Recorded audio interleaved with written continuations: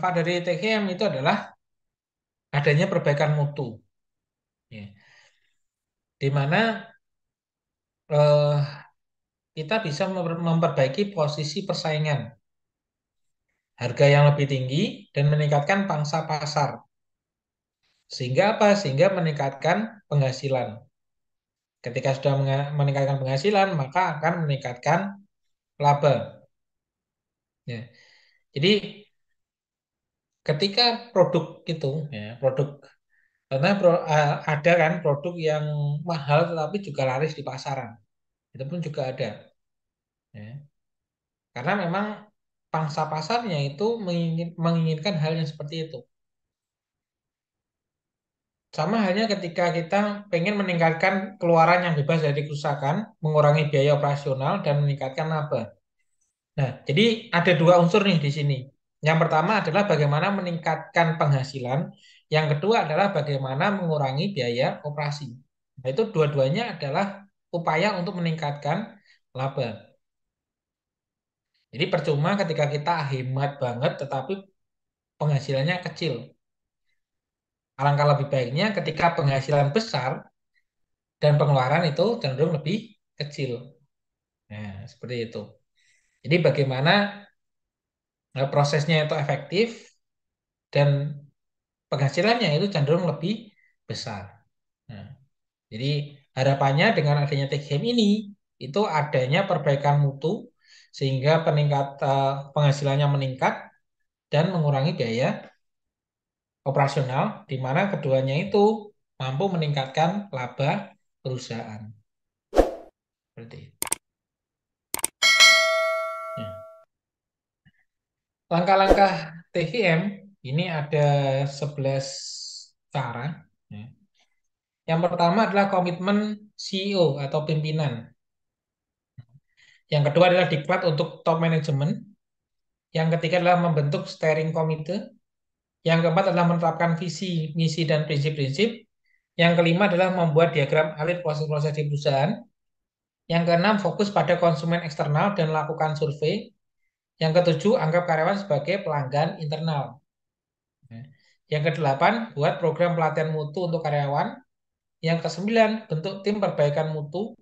Yang kesepuluh, implementasi proses perbaikan. Yang kesebelas, gunakan alat-alat TGM. Jadi di dalam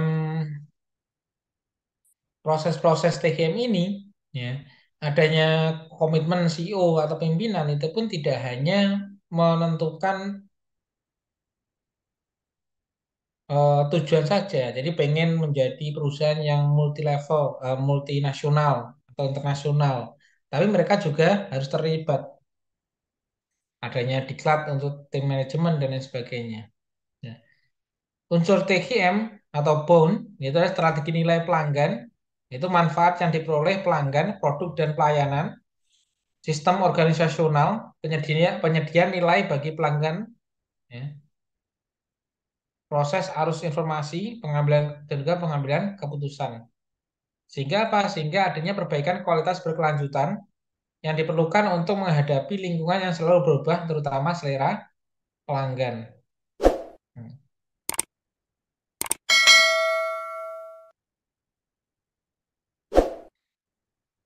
Unsur utama dari TGM itu yang pertama adalah berfokus pada pelanggan. Jadi segala hal yang dilakukan oleh perusahaan itu awalnya adalah apa yang diinginkan oleh pelanggan untuk produk kita. Apa harapan yang dicanangkan oleh pelanggan terhadap produk kita.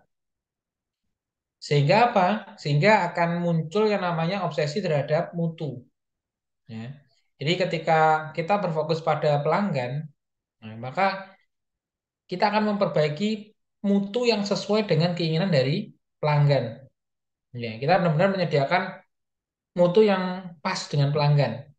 Contohnya pelanggan yang pengen harganya murah dan kualitasnya bagus. Nah, itu pun bisa dilakukan ketika kita tahu, ya, pelanggan itu butuhnya itu. Yang ketiga adalah pendekatan secara ilmiah. Ya, jadi ketika kita sudah tahu keinginan pelanggan dan kita memperbaiki produk, ya, atau mutu dari produk tersebut sesuai dengan keinginan pelanggan, maka kita akan lebih mudah untuk menjangkau pelanggan tersebut. Ya. Adanya komitmen jangka panjang, ya, jadi di mana kita menjaga mutu yang sudah ditetapkan oleh perusahaan, ya, sehingga memang eh, kita akan memenuhi, ya, secara konsisten apa keinginan dari konsumen. Ya.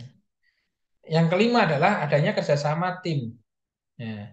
Di mana di dalam proses TGM ini sendiri, ini ada tidak bisa dilakukan oleh satu bagian saja. Ya. Contohnya hanya bagian pemasaran saja, tidak bisa. Karena juga dari divisi lain itu pun juga harus melakukan hal yang sama. Ya.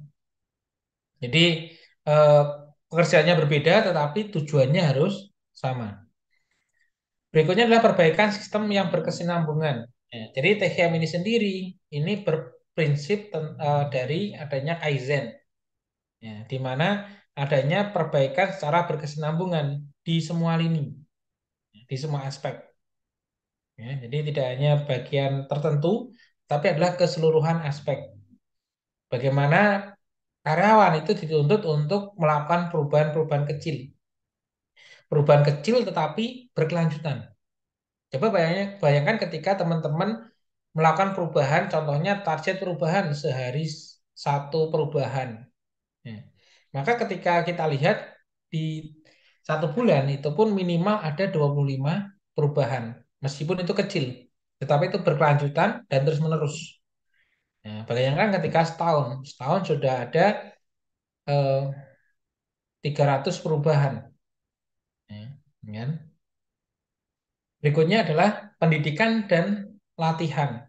Nah, jadi ketika yang namanya perubahan, ya, yang namanya perubahan itu akan terjadi yang namanya mentok, ya, mentok dari pemahaman. Jadi hanya ketika kita tidak melakukan pendidikan dan latihan, kita akan memiliki pemahaman yang terbatas. Sehingga apa? Sehingga diperlukan yang namanya pendidikan dan latihan. Untuk apa? Untuk membuka hal yang baru. Ya, mungkin ada satu pemahaman yang kita tidak tahu sehingga kita akan menjadi tahu.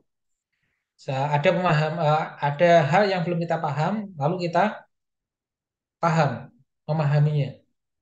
Ya, Pak. Jadi perlu dilakukan adanya pendidikan dan latihan untuk membuka cakrawala pengetahuan teman-teman.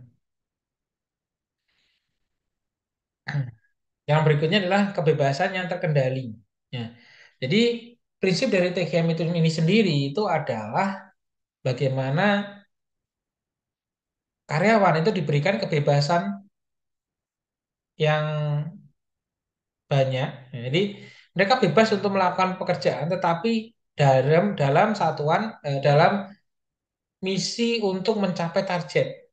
Ya, bagaimanapun caranya, silahkan. Yang terpenting targetnya terpenuhi.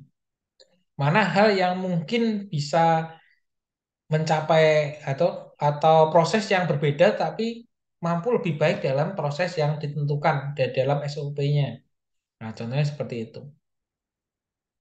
Jadi semua orang itu bebas melakukan apa yang mereka bisa, apa yang mereka mau, tetapi dalam konteks mencapai tujuan dari perusahaan. Berikutnya adalah kesatuan tujuan. Nah, ini yang penting sekali. Jadi di dalam TGM ini sendiri, ini lebih ke setiap divisi ini memiliki satu tujuan yang sama. Ya. Jadi baik dari CEO atau pimpinan, dari top manajemen, dari karyawan, dari cleaning service, dari security, itu pun memiliki tujuan yang sama. Jadi mereka tahu tujuannya untuk apa. Contohnya menjadi perusahaan multinasional. Mereka pun juga sama, bekerja secara dalam standar karyawan multinasional. Seperti itu contohnya. Nah, Yang membedakan sistem TKM dengan sistem yang lain ini adalah keterlibatan dan pemberdayaan karyawan. Ya. Jadi semua karyawan ini memiliki hak yang sama untuk mengutarakan pendapat, ya, untuk melakukan perbaikan, ya, untuk melakukan pekerjaan secara efektif dan efisien. Ya. Jadi yang namanya perubahan itu tidak bisa dituntut dari langsung atasan saja, tetapi juga dari bawahan. Ya. Jadi ketika bawahan itu melakukan perbaikan, maka otomatis atasan itu juga akan berubah juga karena menyesuaikan dengan bawahannya. Ya. Jadi seperti itu. Jadi beberapa hal ini yang menjadi unsur utama dalam THM. Ya. Jadi di dalam THM itu tidak hanya berfokus pada pelanggan saja, tapi juga memperbaiki pelanggan, memperbaiki karyawan untuk mencapai atau memuaskan keinginan pelanggan. Bagaimana caranya? Baik, caranya seperti ini, yaitu adalah mengetahui apa keinginan dari pelanggan, kita lakukan organisasional, ya. Jadi kita merancang atau membuat produk yang benar-benar diinginkan oleh pelanggan, ya. Lalu kita melakukan perbaikan kualitas terus-menerus.